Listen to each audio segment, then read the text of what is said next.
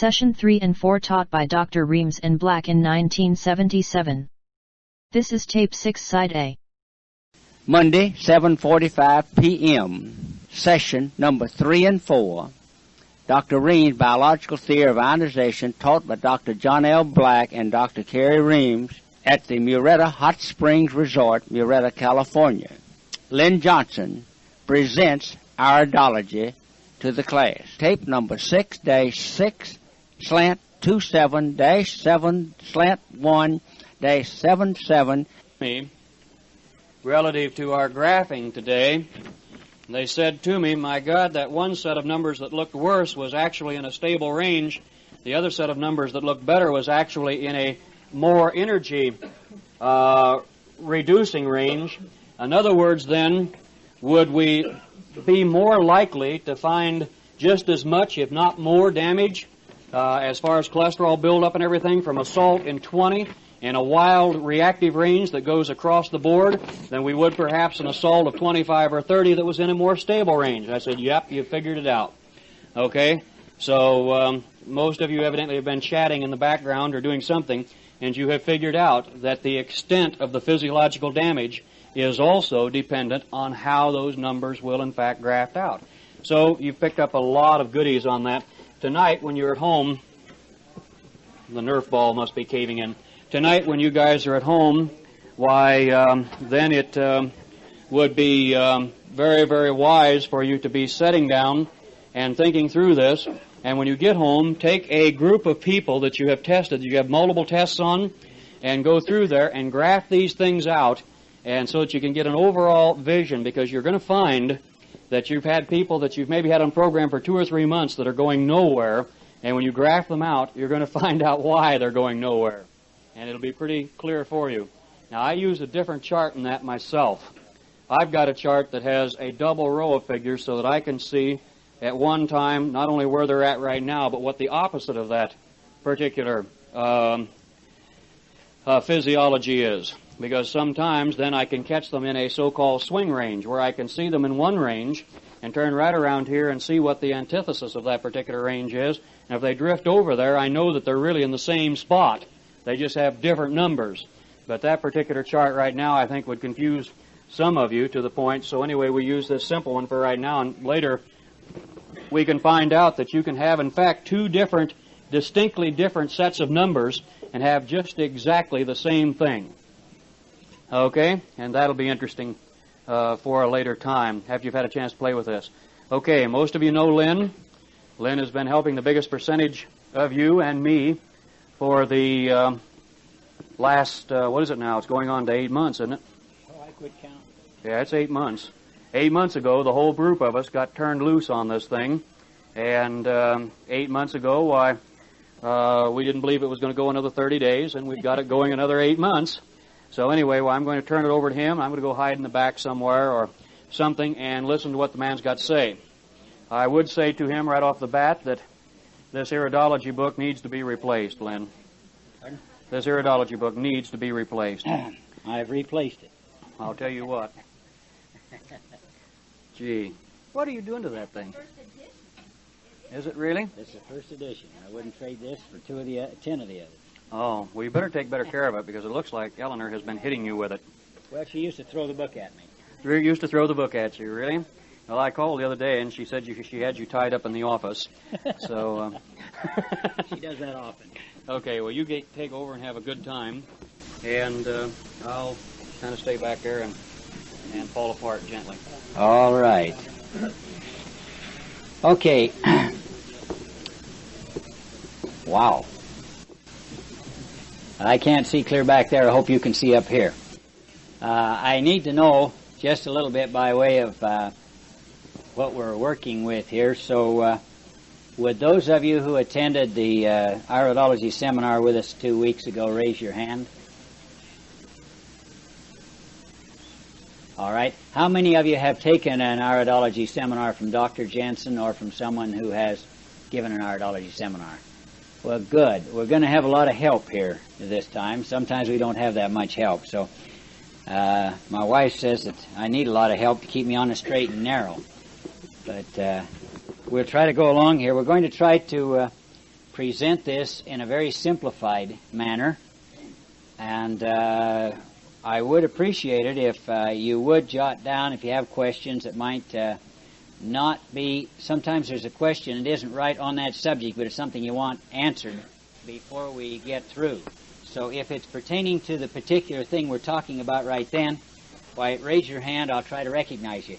If it's something that you think of, and you know sometimes one thing will remind you of something way over here in left field, jot it down so that you can ask it before we get through. We would like to kind of stay right through here as we go to see if we can't cover all the bases. We're going to try to cover this each evening, and we'll get through it the best we can here. We do have quite a mixed group of some people that have quite a bit of information, and for some of you this is going to be quite a little bit of repetition. I've only been through it with Dr. Jensen some 25 times, I think, and each time there's something I'm sure he didn't mention before or I would have caught it. We are going to have some lab work, and so we do have a suggestion for you. Over here at the store they have some pen lights, and they're going to try to have enough for you. If you're not able to get one, we did bring just a few with us, but a little pen light is kind of necessary, or any flashlight, and a magnifying glass is good. I use a little 4-power magnifying glass, and I don't know whether those are available over there or not. Some people like to use these little things that you read stamps, or stamp collectors use a lot on that.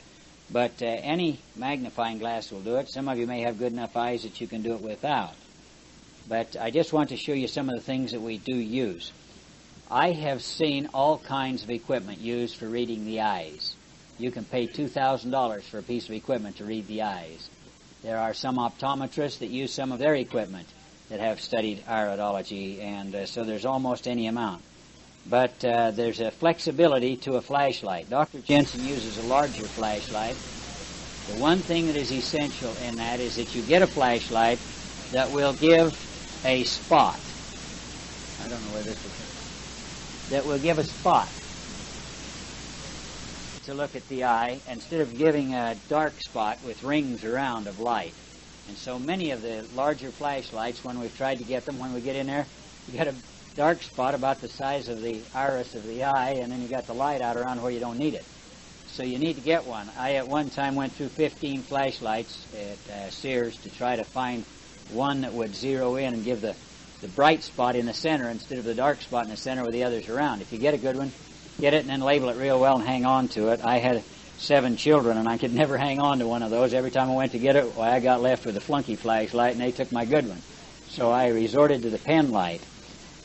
You go through batteries quite fast that way, but then you may want to get one of these transformers and just wire it up, and you can wire up a little light. There's only one problem, that is we haven't been able to find a transformers that step it down just the exact amount that we want, so you burn out bulbs quite a bit faster with this. So it's a matter of buying batteries or buying bulbs. But it is nice to have something of that nature. So I have these up here for you to look at. Please don't walk off with them. Every class that I've taught, we've had a few flashlights and a few magnifying glasses, and they just keep disappearing, and I'm down to one magnifying glass I use. Please don't take it. I do have to use that, so if you'd like to look at it. The pen lights, you can get the pen lights any place, but across the street here at this novelty shop, they ordered quite a few of them, and if they don't have enough, why, they're getting some more. All right. The basic, yes, we'll need those for the workshop. You won't need those tonight, but you'll need them for the workshop. And we do have to go into Escondido, so if any of you are not able to get a pen light, why, let us know and we can possibly pick one up. The basic textbook that I use is Dr. Bernard Jensen's Science and Practice of Iridology. I have never found any one of them comparable to that, so I stay with that. This happens to be a first edition. They are no longer available, and the same thing is in 2 volumes now, The Science and Practice of Iridology and You Can Master Disease. The difference in them is that mine is in one binding. It's just the back. The You Can Master Disease is the back part. I'm not used to holding this mic here, so if I start getting away from that mic, tell me. The back part of this is You Can Master Disease. So we have You Can Master Disease in this part and the Science and Practice of Iridology. It's all in one volume. There were people who wanted to know somewhat of the information, but they didn't want to go to the expense of all these plates and to learn to read the eyes, but they did want the information in the case histories here. So he separated it. Comes in 2 volumes, and these are available. The price is, let's see, that first edition was $30. Now he's come out with this. This is $18.50 and $4.95 for the other one. Now, we are going into Escondido tomorrow. Any of you that would like them, if you'll let my wife know, we can pick them up for you. Many of you have them. Could I see a show of hands of how many of you do have the iridology books? How many of you have them with you? That's the problem. Right. All right. Any of you that would like to purchase them, if you will let us know, I will do it. Knowing that no one had an opportunity to let you know when you were coming that we were going to do this, I've tried to bring the slides and so forth to cover this material so that you can get a good understanding of it without the book. However, I think it's much nicer if you have your own book to follow and possibly mark as you go along. Now, this is a book that I talked Dr. Jensen into printing. This is a doctor-patient handbook, but that isn't what I talked him into. I checked out one chapter in this book he had entitled The Healing Crisis.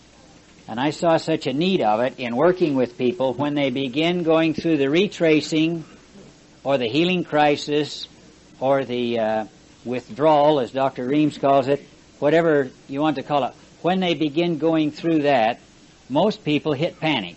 They get scared. And yet if they understand what it is, why, they just understand that their body's cooperating and this is what they can expect, and it makes it real easy. So I couldn't keep loaning my book for somebody to read all the time and to copy that out and read it, so I asked Dr. Jensen if he would either print that chapter up or authorize me to go ahead and print it up for all of my patients. He said, I'll do that for you. So he printed it up, and he printed it up in this. One day he called me up and he said, I finally got that, the reversal process and the healing crisis. But he said, while I was printing it, there were a few things that I thought were rather important. Since that book was printed, he says, I have some more information, so I have further remarks on the healing crisis. So he added some more information. And then he said while he was at it, he felt the bowel was so important that he put some information in here on bowel management and detoxifying and on the slanting board exercises. So the elimination diet. So he included that in the booklet, and he put this booklet out in a first edition for $2.95. I bought the first 300 copies from him. And he sold out the entire edition in about 2 months. So he printed up a second edition, and he got another printer to give him a little better price on it, so he dropped the price to $1.95. So these are available.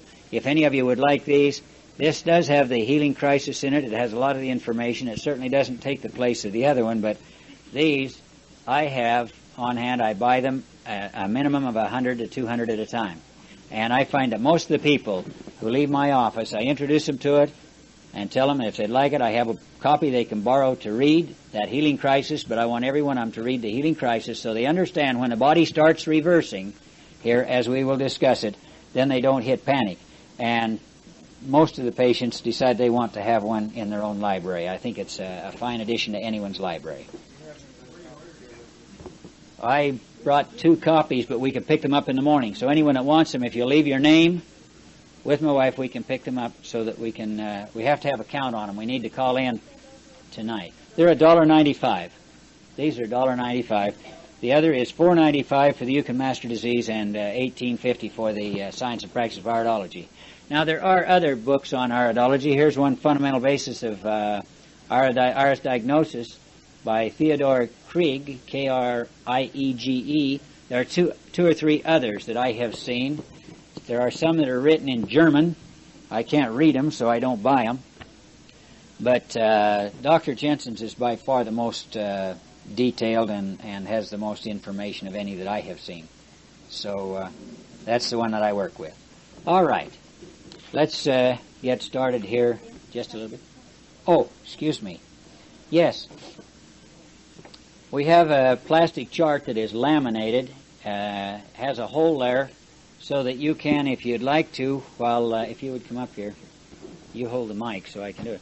While you're reading the eye, if you want to zero in on an area, hold the mic up. Why, you just put that in front with your light behind, and you can line it right up with the various areas of the iris. So this is available. These are $3.50, she said, and I just brought 2 of them with me, or 1. Maybe I got down to 1. But we can pick any of those up for any of you that want them. You can read the eye without by looking at your chart or from your book, but this is very handy, and I rely on it quite a little bit. All right. That's the equipment needed. You can go into elaborate equipment. You can go into cameras and everything else if you want, but whatever you get, you will still find that basically all that is necessary when you have an understanding of the iris of the eye is a flashlight, magnifying glass, and you're in business. So when you memorize that chart, you don't even need the chart, but sometimes some things are a little technical. Well, you take care of that. Okay. All right. I have found in my work with people, and I work with quite a few different ones from different walks of life, but I find that they all boil down to one of 3 categories. We have the wishbone people, and they're the people who wish they had health. These are the wives who wish their husbands would go along with them on the program, or wish they would eat what they fix for them, or wish they would do this.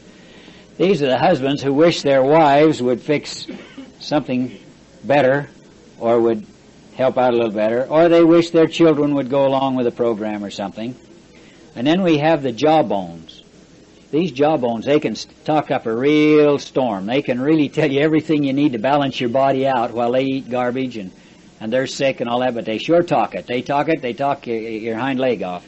Every time they see you, they got to tell you everything, and every time they look at somebody, they can see all the things that are wrong with them. But they don't live the program at all. And then we have the backbones, and those are the people who really work for health. Now you'll find when you're working with people, they're the wishbones who wish you would get them well.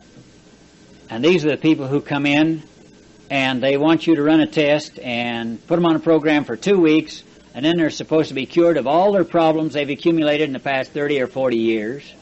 And they want all the cancer located and all of it cured in 1 or 2 weeks at a long shot.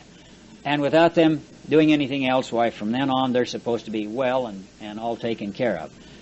And I did have one little lady that was real honest with me. She came in and she sat down and she said, "Now, I want you to do something for me. I want you to make me feel better with the least amount of change I have to make, because I kind of like the way the things I do, and I kind of like the things I eat and all this, but I'm in so much pain. I want to get out of pain, but I don't want to do any more than I absolutely have to."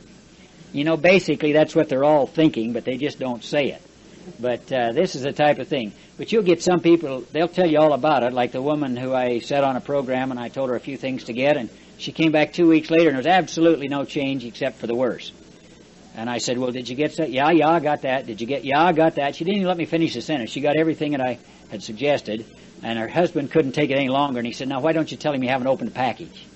And her face started going red at the hairline and went right down to the neckline. She said, well, I'm going to today. And so I went ahead and worked with her. I said, "You got a healthy cupboard." And then when I got through working with her, she said, "Now, what else shall I get?" And I said, "Just do what I told you first." And I wouldn't give her another thing.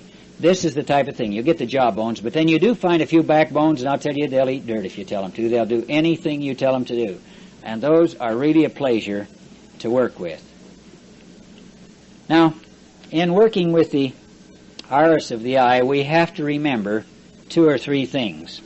And I think it's very important for us to realize that whether we are working with the Reams testing, whether we're working with iridology, or whether we're working with anything else, it's very important to know what our limitations are. There is no program that I have found that has 100% all of the answers with nothing else. I know there are chiropractors that think chiropractor answers everything. and there are others that know it doesn't. I know there are MDs that think that you shouldn't even look at anything else. And then there are others that recognize the fact that every method has its limitations. And iridology is not an exception to that. It has limitations. It is a wonderful tool, but it does have some limitations. Iridology is not really a science yet. It may become a science. With all the research that's going on, I think it's coming much closer. But it really belongs to the healing arts at the present time. My son came home from one of these shops, and he had a tape recording of some music that he put in the tape recorder. And he turned it on, and he said, now there isn't a musical instrument there used at all. It's a mechanical thing with a computer, and it's computerized music. And I listened to it, and he asked me what I thought about it. Well, it wasn't exactly my style, but I could tell this, that definitely it didn't have the quality of a Mormon Tabernacle Choir or a symphony orchestra or something like that. But it did have some tones and music, and you could recognize the tunes if it tried to play tunes, which it didn't always do. But it was mechanical. Now you can look at art, and a good art dealer can tell the difference between a Rembrandt and a copy of a Rembrandt. And so there's a little bit difference there. And so there is the human element here that we are working with, and that is really an art rather than a complete science or a mechanical thing. And there are some things that you can think you're balancing out 100%, and you find out that there's some factor that's missing, and it's a factor that didn't show up in a nutrition manual, or it didn't show up on a nutritional chart, but there are other factors. And what we have is this interplay of factors. And you've heard Dr. Reams say so many times, one number doesn't tell you anything. And I think Dr. Black got through to you today when he showed you that your numbers can say quite a little bit different, but they still say the same pattern. And so you have to get the overall pattern and see what it's all about in order to tell about it. So you'll find that every iridologist has a little different approach and a little different technique. And some work entirely with one method and some with another, but it depends on their background. If you have a real good knowledge of nutrition, you're going to key your program more to nutrition. If your knowledge and background is more in the nutritional supplement field, you're going to go in a little more with supplements. And then there are others who work a little more with herbs. I have tried to work with different ones, and I've had a wonderful opportunity to work with Dr. Bernard Jensen, who works with a rounded program, but largely with nutritional supplements. He tries to set people up on diets and some herbs. I've worked with Dr. Christopher, and he goes almost entirely for herbs and suggests some diet program, but not much at all with supplements. So different ones have different methods, but there are some who read the eye, and they're chiropractors, and they read the eye, and then they go right to the mechanical adjustments. And they have very little to do with diet. That's a secondary part. But I have found that they all agree that you do not get lasting results, no matter what method you use, unless you do include diet in the program. Otherwise, you get someone temporarily balanced, and they go right back out of balance if you don't teach them something about diet. So it's necessary to bring in some diet as we work along here.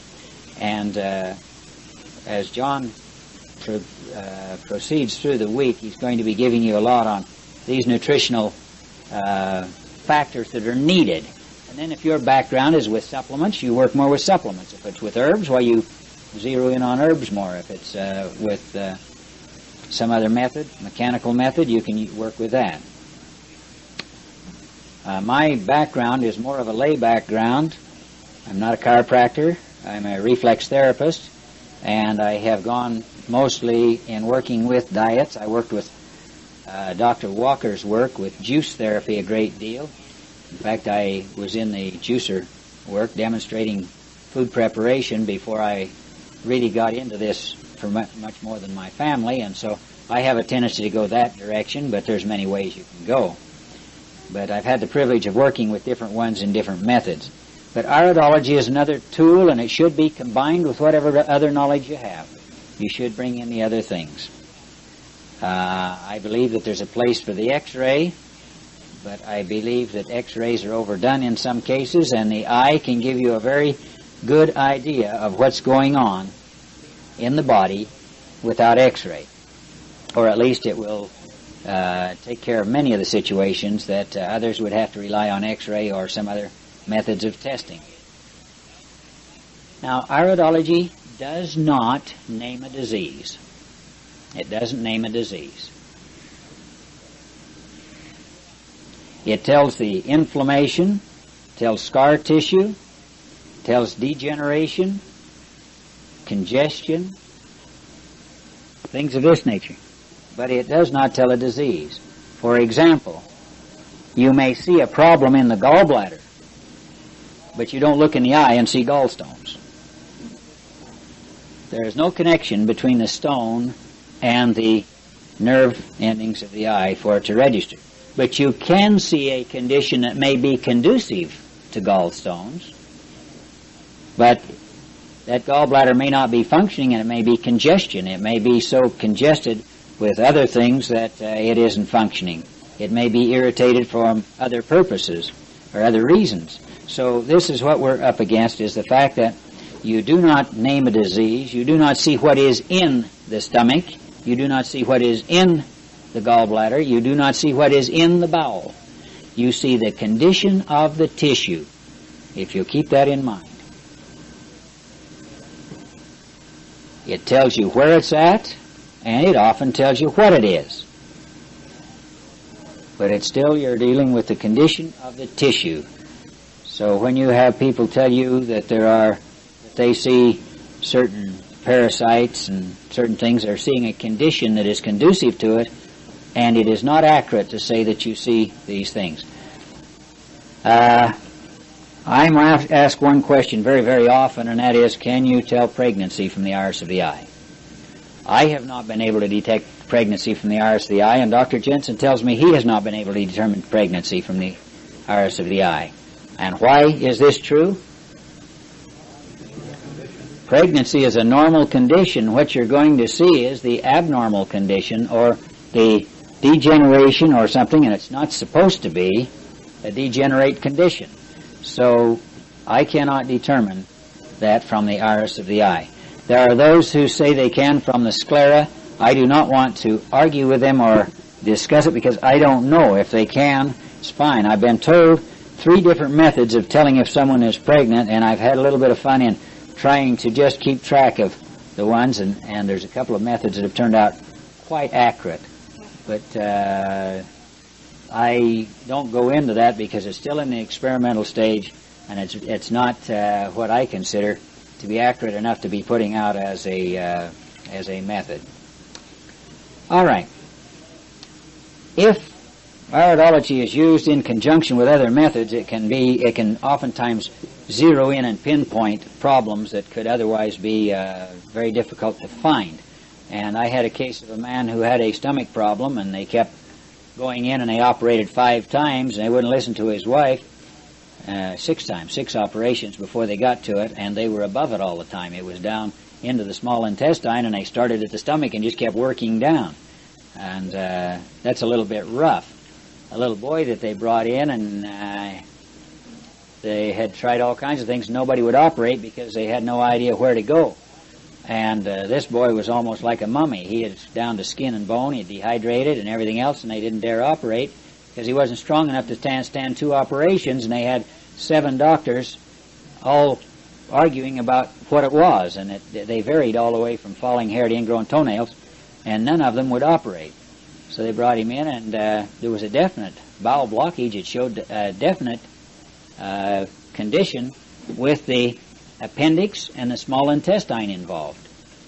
And I couldn't break it loose. It required an operation. I was satisfied there had to be an operation because of the adhesions that had formed there that couldn't be broken loose. And finally, after several attempts, they finally sent him to be psychoanalyzed and everything else and sent him back. And they finally got one doctor to take a chance on operating, just on the word that it was the appendix was involved. And one doctor did believe that the appendix was involved. So they operated, and the only thing they would tell us about it after the operations, there was an involvement with the small intestine and the appendix. They wouldn't tell us what the involvement was. I was curious because I was trying to do this by, to fix in my mind just exactly what could have happened there. But the boy came right out of it. But in operating the wrong place there, he was too weak to endure 2 operations, and that's why they were afraid of it. You find this type of thing. So sometimes we have to rely on other things. I had an Indian fellow come in to me. There was definitely something wrong with the eye, but I couldn't tell what it was. And the doctors, in checking it out, came up with the idea that it was retinitis pigmentosa, and from there we knew something to help him nutritional-wise, and he was able to reverse the condition, to stop it and then partly reverse it. So retinitis pigmentosa. Well, I don't want to get involved in that right now, but if you'd like to talk to me about it, I can tell you what we did use for it. It was very effective. And, pardon? No, well, I'll go ahead and tell you. Used eye wash with straight My Vita Mineral and flaxseed oil, alternating, and cleared it right up. And he went on a more alkaline diet rather than an acid diet. So, these are some of the things that when you know where it is and what to zero in on, but some things are quite elusive, and sometimes the eye will pinpoint them. There was a little girl that they rushed to the hospital, and they were going to operate on her for appendicitis. Her mother was a nurse, and the doctor started checking out, and they came to the conclusion it definitely was not the appendix. And so they were going to, after having her in the hospital all night working on her, they were going to perform a exploratory operation, and her mother refused. She said she participated in some of those where they start down here and end up here before they find it. So she wouldn't allow them to do that, and her relative said, well, there's a quack over in Mesa that can look in the eye and tell them where to cut. So at 6 o'clock in the morning, I got a phone call asking me if I'd look in this little girl's eye and tell them where to cut. And I said, no. I said, I won't look in the eye and tell anybody where to cut. I'll look in the eye and tell you what I find. But when anybody cuts, they do it on their own. So within a half hour, they had a little girl there, and I looked in the eye, and it was definitely an involvement with the fallopian tube. This little 12-year-old girl. And I pressed on one reflex. She let out a scream and straightened up. And that's the last pain she ever had there. It was a blockage of the fallopian tube. It was so close to the appendix where the blockage was, she was doubled over with pain, and it was all disguised, and they didn't find it. And this saved an operation, but it would have been terrible to have started in cutting to find out what it was, and that's all it ever took. I saw the girl when she was 20 years of age, and she was passing through Mesa and stopped to thank me for that, saving her an operation. So the thing is, sometimes you can zero right in on it. But believe me, about the time you think that, boy, I got it here, you're really zeroing in there, somebody comes in that blows your mind because nothing checks out. So we don't have all the answers yet, but we do have some of them. So remember this, that don't oversell anything. To profess something that you're not, or to profess something that you can do that you can't do, does not help you, nor does it help the cause. So don't make false and misleading statements. I even find them written in books of things that nobody can read in the eye, and they say they're reading and they're guessing. But the eye iridology does give a lot of things that we can work on, and it gives us a chance to zero in. So let's get right into it and see what we're going to find here in some of these conditions.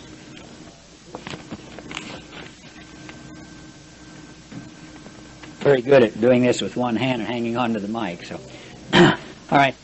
Iridology will show a condition of the pancreas, but from that we cannot determine whether it's high sugar or low sugar. It shows hyper and hypo of the tissue.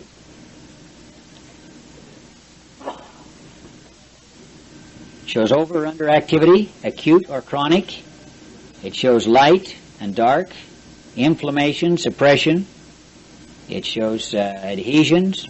It shows drug deposits. It shows weak tissue. It shows inherent weaknesses. It shows new tissue replacing old tissue. And you know, sometimes it's very good to know when you are making progress. When you see the healing lines coming in there, you know then that you're on the right track. So it can be a good checkup on the practitioner as well as it is on the client. It shows the inherent structure of the individual as a whole, and it also shows the inherent structure of a specific organ or gland. And that will give you an idea of the capacity that this person has, or the ability to recuperate. So when you find someone that has a real strong healing ability, this is a person that you know that you can give them a few things, you know they're going to respond, and you know it's not going to be very long. And isn't almost everybody interested in how long is it going to take for me to get well? Or how long before I'm going to feel like I haven't been run over by a truck? Or something like that? Well, if you see a very poor inherent weakness, a very weak system, weak body, you know that it's going to be a while. So you're going to have to condition that client or patient so that they don't expect it to happen tomorrow. But when you see one that's very, very strong, why, you know that it's not going to take too long. So we can see the power to heal and the nerve force also. We can see to what extent the nerves are involved. We can see the acid conditions and the alkaline conditions. We can tell a disease crisis and a healing crisis. And oftentimes we can see an impending problem. We can see something that's about to happen. And people, well, they're just so sure that that couldn't ever happen to them, but they are building up to a condition or a situation that they're not aware of. And it's going to clobber them sooner or later. And many times you will see a condition and ask them about that problem. Oh, I've never had any problem at all with my ears. And you can see a condition building up, and you can let them know, well, if you haven't, you better be doing something about it, because there's a problem building up there. When you see this problem building up, if they do nothing about it, the next thing you know, why, they say, well, you know, about 6 months ago you told me to watch my ears, and wow, did it ever catch up with me? And you can see those signs coming. The eye shows signs of health. It shows signs of neglect. It's the X-ray of the body, the window of the body.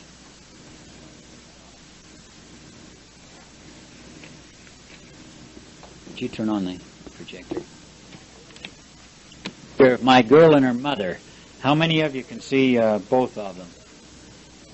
How many of you can see only my girl? How many of you see her mother? This is one of the problems that we have in working with people, and that is that many times that first thing that jumps out at us will disguise it.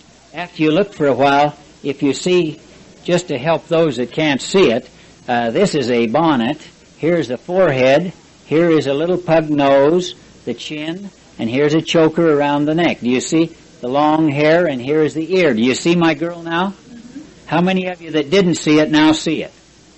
You see it now? All right, and she's looking away from there. Now you concentrate on that, and if you saw her mother a few minutes ago, her mother kind of disappeared. Now, if you look at the mother, she has a nightcap on. And here we have a wart on the nose. See the wart on the nose? And here is the nose. And the choker now becomes the mouth. And here is the chin. And here's her hair. And the ear becomes the eye. Now, do you see her mother? All right. Now,